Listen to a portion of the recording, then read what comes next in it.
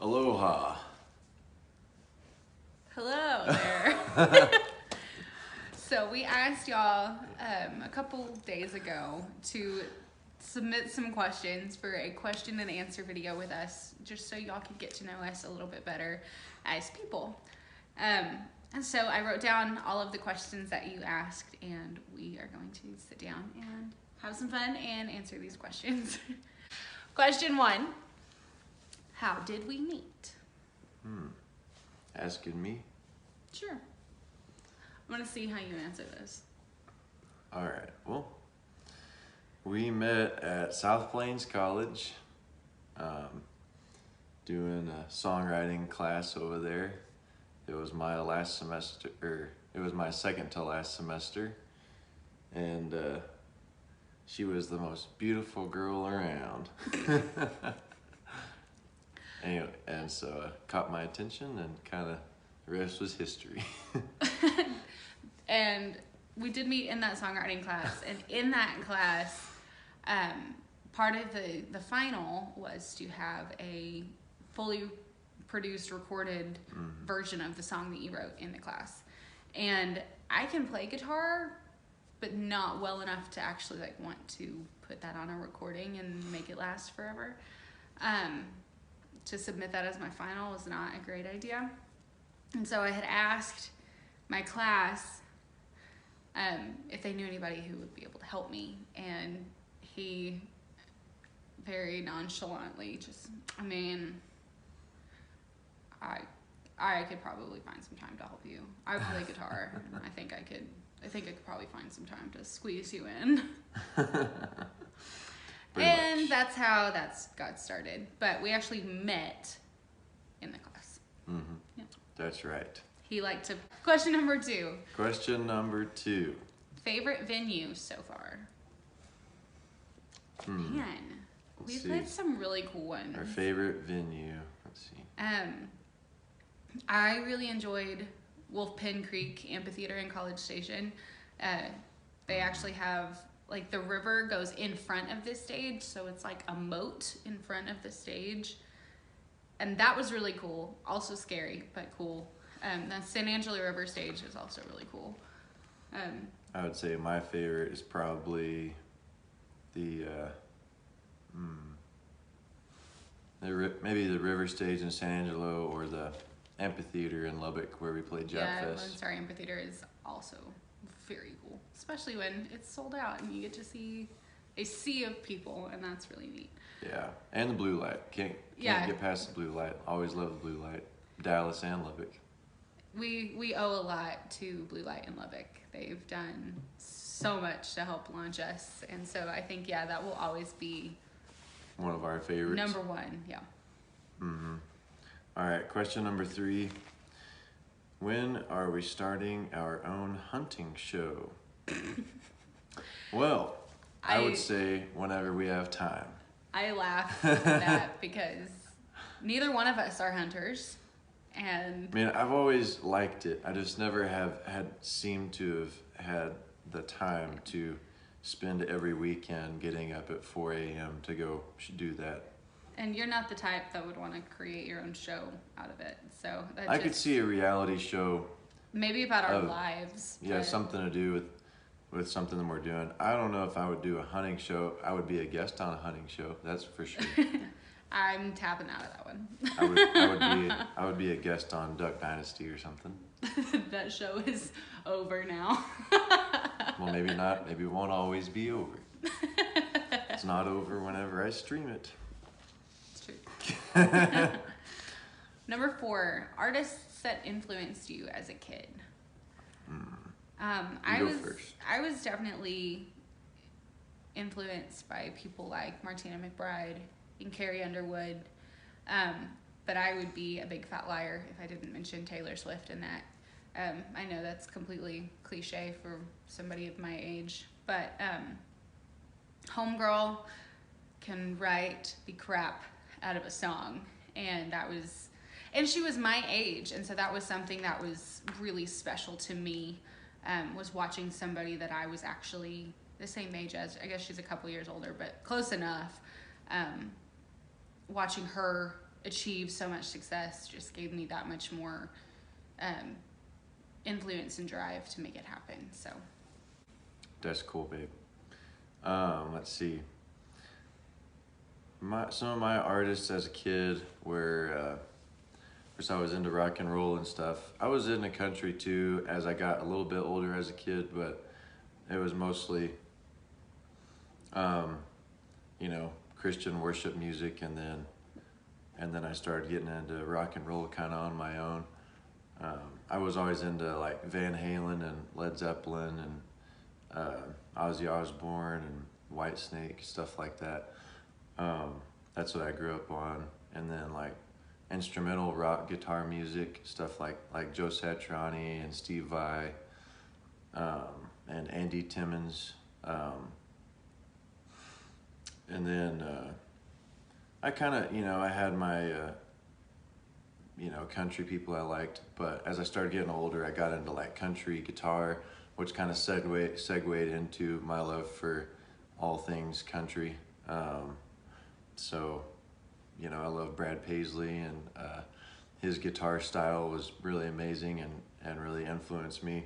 And then, you know, getting into guys like on all the Alan Jackson records that you hear, not a lot of people would know in the general public, but a guy named Brent Mason was the one who recorded all the guitar on those songs. And I mean, pretty much any country record you hear from, you know, the 80s, even till modern day, a lot of country records he still records on, but especially 80s and 90s, almost any country guitar solo you heard in any song was Brent Mason. So I was really into his stuff. But then like as singers go, because then I started singing like 4 or 5 years ago, I started getting into that. So I was really into like, I love Frank Sinatra and Michael Bublé, Dean Martin and stuff like that. And then, you know, then you got your 90s country guys that I was into, you know, like Garth Brooks, and then Josh Turner, and you know, he's a little bit newer than that. But I love like Tracy Lawrence, and then now guys like Chris Young and Jason Aldean. So those are a lot of my influences. Okay, favorite comfort food? You go first, babe. Man. You like popcorn. I like popcorn, but I really enjoy all types of potatoes. Mm-hmm. Mashed potatoes, baked potatoes, fries, sweet potatoes. Potatoes are just... Couch potatoes. Yeah. And mac and cheese. Yes, I like macaroni. Let's see, favorite comfort food. Gotta think for a second here. I love Junior Mints. What's your comfort food? Well, it's not really my comfort food. It's just one of my favorite snacks, I guess. Junior Mints. That wasn't the question. I'm trying to think.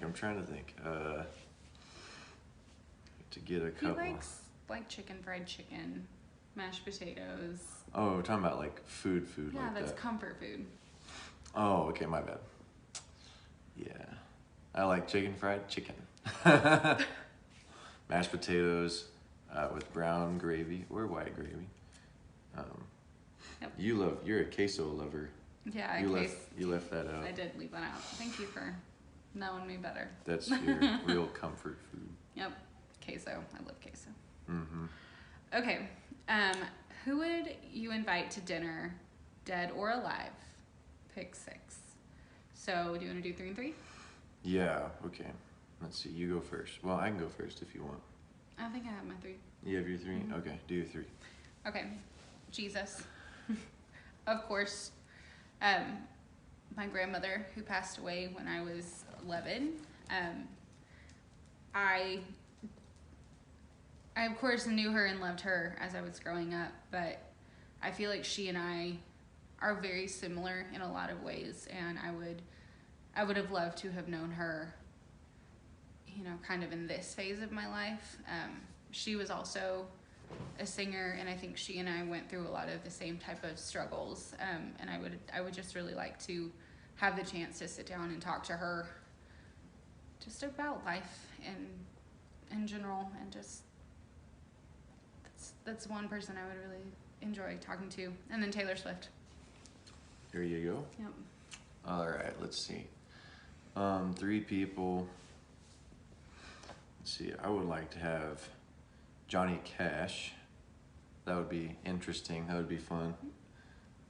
After seeing the Johnny Cash movie, I was really intrigued by his personality that was portrayed. So, let's see. Johnny Cash. Definitely George Strait.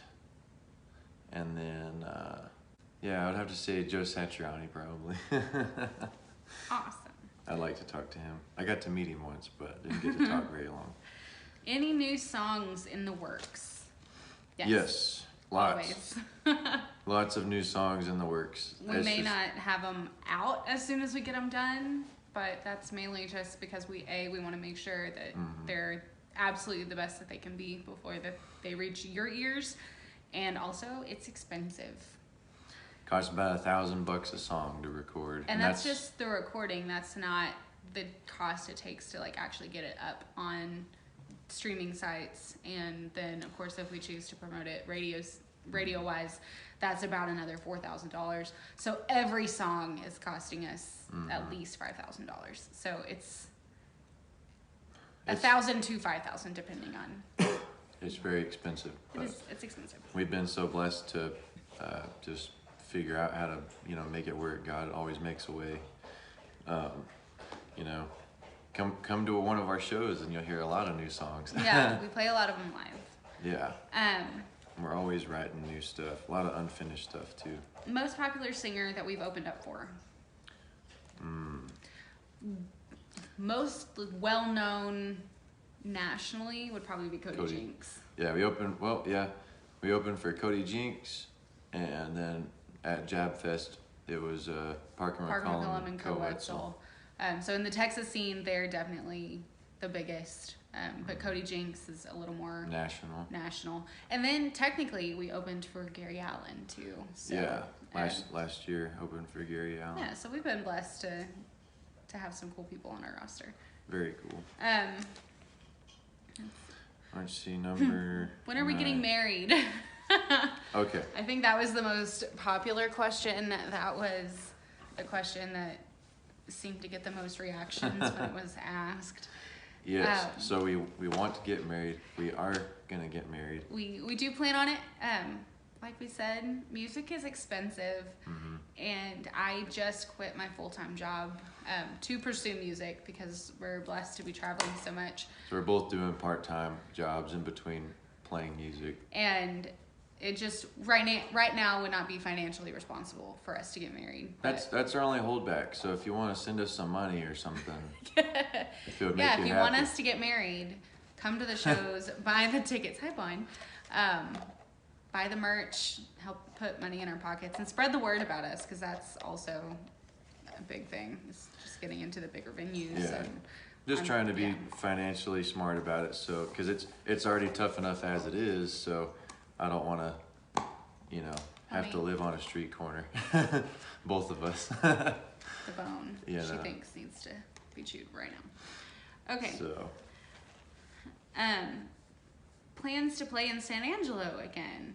Well, definitely. We would love to play in San Angelo again. We want to, hopefully we'll get asked back. I'm sure we will. It'll be a lot of fun. Yeah. To play the Concho Valley Spring Jam again, we hope. But just San Angelo in general, yeah, we would love to. It's just, we got to get our booking guy on that. So yeah, we do plan on it. Describe the songwriting process. How much do we do separately and how much do we do together? I'd say it's just for every song is different. Every song has been a little bit different. I feel like every artist will say that. Every song is different. Generally, it's he does the music and I do the lyrics. 98% of the time, that's what happens. But then occasionally, it's the other way. He comes up with some awesome lyrics and I come up with some awesome music, and it just it really does depend on the song and what's going on. But a lot of times, like, I'll either come up with lyrics first and I'll bring it to him and say, hey, we got to write a song around this. Or he comes up with some cool music and says, hey, we need lyrics to this.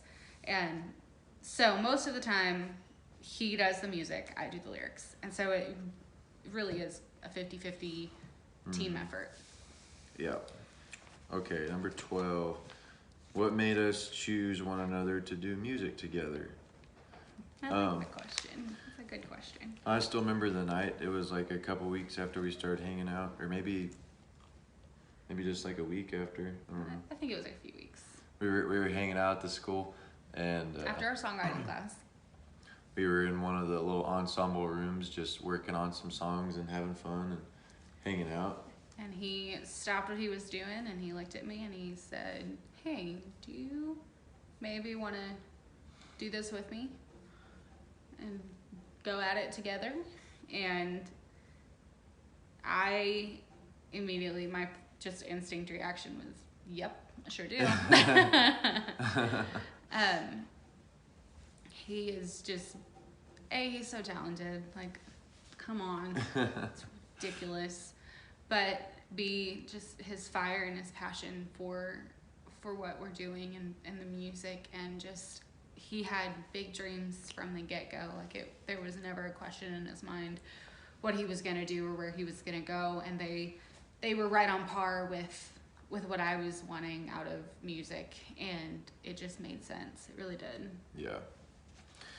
Let's see here. And then last question, what is a constant battle or struggle that we face as a couple?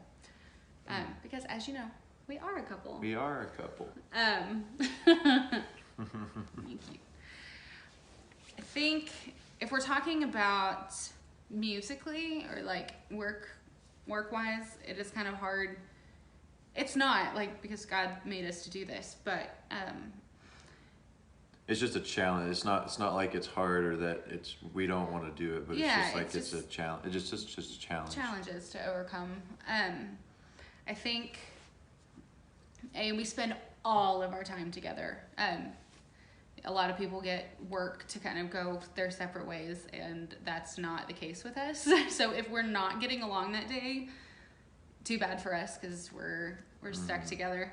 But I also do think that because of that, it's made us stronger, and it's taught us how to navigate certain situations and to overcome battles pretty quickly. And it kind of helps to, a lot of people have that where they can just, they run off and go do their own thing for a little while. And with us, it's definitely, it's a lesson on a daily basis to teach us to be more mature and to get over ourselves and to work together and not be so selfish about what I think or what she thinks, but we just get over it and have to work together, Yeah, we had to learn how to compromise really quickly. A lot of times, like especially in the songwriting, we both are very invested in the songs and in the songwriting and our parts in it. And so, if I write something and he says he doesn't like it, then my feelings are hurt, and vice versa. If he writes something and I don't like it, his feelings are hurt. And unfortunately, that happens in most every song. So it's still a learning, experience. It's definitely a learning experience. Definitely. I don't know that we'll ever get it mastered, but because we are human after all. Yeah, it's worth it though. Yeah, it is worth it. Yeah, it's worth it. All of it's worth it. So all glory to God. We wouldn't be here without him. So. Yep. So 20 minutes later, here we are. Thank you for sticking around with us. If you watched the whole thing, you definitely need to leave me a chili pepper in the comments. And thank you for asking questions. Thank you for caring enough to want to know more about us. We couldn't do it without you guys, as we always say, but it's so true. So thank you so much. We hope that you have a wonderful rest of your October. Thanks, y'all. And we're getting ready for the holiday season. Yeah. Woohoo. All right. Bye, y'all.